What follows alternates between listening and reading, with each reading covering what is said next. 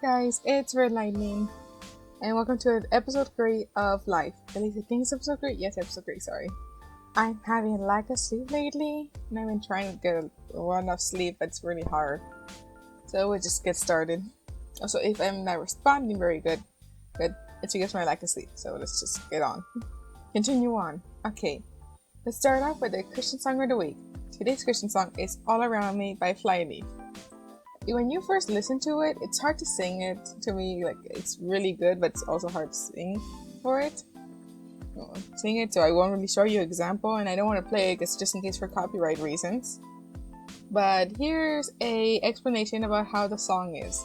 On a radio show, L.A. Lloyd Rock 30 lead singer Lacey Moisey said, "It's a song about God. I remember looking at a bunch of people's MySpace when I first saw MySpace and who I liked to meet. The first thing people picked was God. I think about that. I don't know how many times I experienced something where I felt like God showed up and saved me or loved me for no reason sometimes." It's in my head. That is why I sing the song. I sing it to God. It's really intimate as well. You can think about it as a relationship between two people in love too. I think about it that way, but what's so cool about it is I think there's parallels everywhere. In everything in life that I think is parallel is something that God wants to communicate to us. that He gives us a relationship like that and intimacy like that. Okay, now let's move on to the verse of the week. Today's verse of the week is Proverbs 3:6-5. Trust the Lord completely and don't depend on your own knowledge. With every step you take, think about what He wants, and He will help you go the right way. Now let's talk about what it means. This is among more often quoted verses in the entire Bible. Solomon offers sound advice for life. Human understanding is always subject to error. What appears to be the right choice may be the wrong choice, but the Lord sees the big picture, and He always knows what is best for us. The point here is not to be mindless or naive. Rather, we need to recognize our own limitations. Just because we're in over our heads does not mean God is no longer in control. The following verses add insight to instructions. Proverbs 3:6-12. Adam could not see how everything would work out for the best when the Lord commanded him to slay his son Isaac on Mount Moriah. Genesis 22:1-2. But he trusted in the Lord with all his heart. The Lord had promised Abraham that He would establish His covenant with Isaac and his descendants. Genesis 17:19. So Abraham believed that if necessary, the Lord would raise Isaac from the dead. Hebrews 11:17-19. At Mount Moriah, Abraham tied Isaac to the altar, raised a knife to plunge into Isaac's chest when the Lord intervened and substituted Abraham for Isaac. Genesis 22:9-14. The Lord did not disappoint Abraham's wholehearted trust, nor He will disappoint us if we trust Him with all our hearts. Our understanding may need time to understand need time to catch up with His will, but the end we'll see how He is always working for good. I hope you get something from that message. But now it's time to talk about the childhood thing. And once again, it's another VeggieTales thing because I've been forgetting to look up old shows I used to watch that is not VeggieTales. Today's VeggieTales thing is Are You My Neighbor? And it starts in the countertop where Bob and Larry are on the countertop again So so Larry seen with a shoe on his head. When Larry asks why he has a shoe on his head, Bob explains that he got a letter from a girl named Letitia Robbins, who hails from Savannah, Georgia. Georgia, I think. Sorry. Letitia, to know what loving your neighbor actually means. Bob then says that he's going to tell Letitia the story of Fibrolou. So I'm very tired. Okay?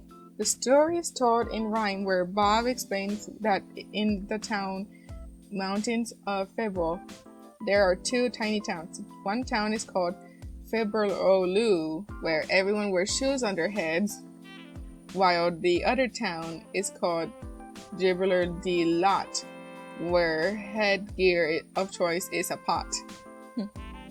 The two towns fight over headgear and would throw their pots, their respective headgear, at each other often. However, one Fibrian does not care about the fighting going on around him, preferring to play with his pet blue plastic blind of lobster. One day, the boy and his lobster decide to go out for a walk in between the two towns. However, he ends up in the sights of the trio of bandits. Before they attack him, steal his milk money, and stick him upside down in a hole. After the bandits leave, the boy is left alone. At that moment, the mayor of Fibrolou happens upon the boy, making note that he is from Fibrolou. However, while the mayor explains that he would be glad to help, he explains through a song, "I'm busy, don't be busy." I forgot the rest. That he is much too busy to help him out. After the mayor finishes his song, a doctor from Fibrolou also comes along, but she gets into a conversation with the mayor about their jobs. When the boy interrupts, asking if either one of them would be kind enough to help him. Both the mayor and the doctor explain once again in song that they're busy, busy, busy.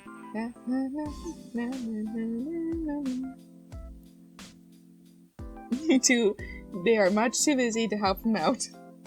After they finish singing, they then leave, leaving the boy still stuck on the ground. However, a third person comes along, young boy with a pot on his head from Gibber de Lot.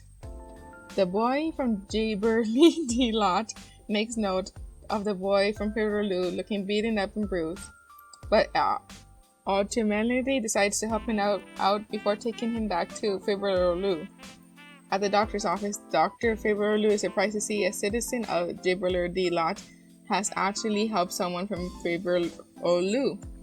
When she asks the boy from Gibber de Lot why he did it, the boy said, but the pot explains that even though so I'm very tired.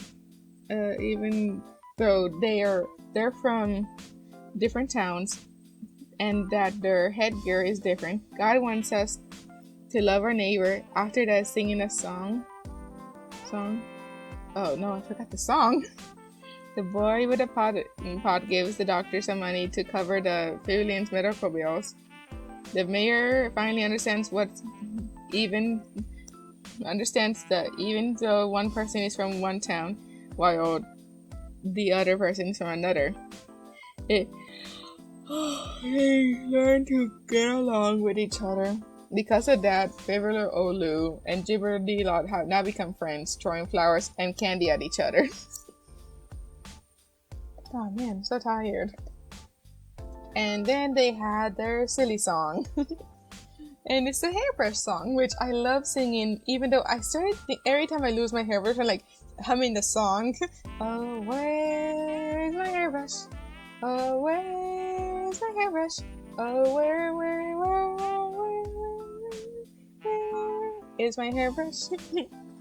It's about Larry trying to look for his hairbrush, even though why does he need a hairbrush if he has no hair? Okay, now for the last story before the main verse from the episode. And they go on to another story called The Gourds Must Be Crazy.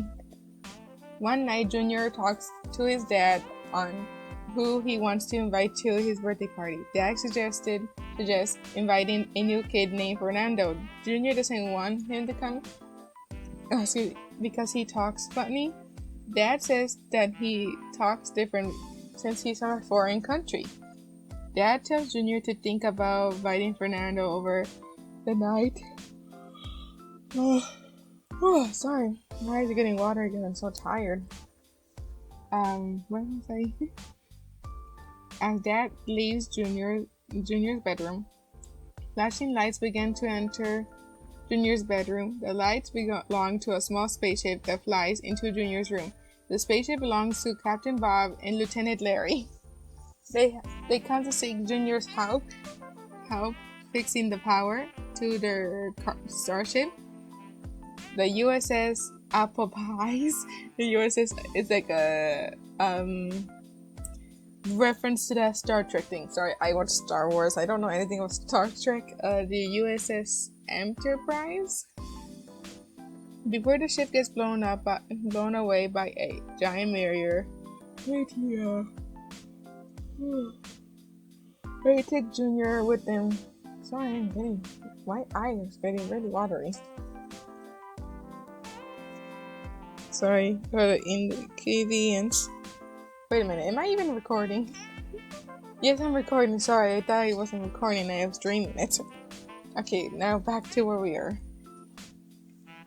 They take Junior with them and head out to the outer space.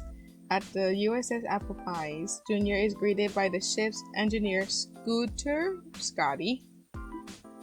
He says there is only 5 minutes left until the ship and its 364 passengers are destroyed by the crew also learns that meteor is made entirely out of popcorn, and there's 2 escape pods available on the ship. As everyone begins to worry, they soon meet the new recruits on the ship, Jimmy and Jerry Gourd.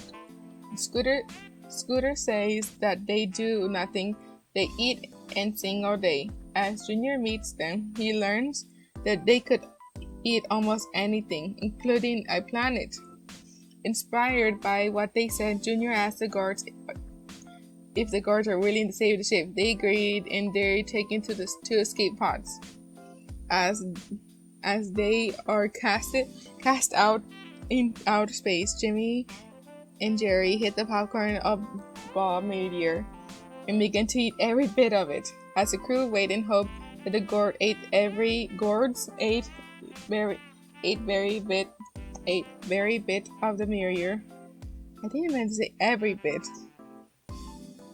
They begin to fear about what coming destruction. As time runs out, Jimmy and Jerry eat every last of popcorn and are congratulated by everyone because of their differences. Jerry soon finds the unplugged cord and plugs it back in, restoring the ship's power. They congratulate more and the guards begin to sing. Alright. I can be your friend. Na, na, na. I can't really remember anything else. After the song, Bob and Larry take Junior home. Junior calls his dad and tells him that he will invite Fernando to his birthday party after learning the importance of their friend. Dad is proud of Junior's decision and leaves the bedroom. Soon, Bob and Larry come back to ask Junior to ask him directions to the freeway. Junior tells him to go out the window and down the street and the left to Mr. Slushy's. Mr. Slushy. Bob and Larry leave the house and resume their travel. Then they do the ending bit where they talk about it and the song that Bob finds annoying. And then they say it by reverse. Luterthian Cuss? I can't really say words correctly. 1918. Love your neighbor as yourself. And then the episode ends. And I hope you enjoyed this another episode of Life and come back next week for another episode of Life. Bye.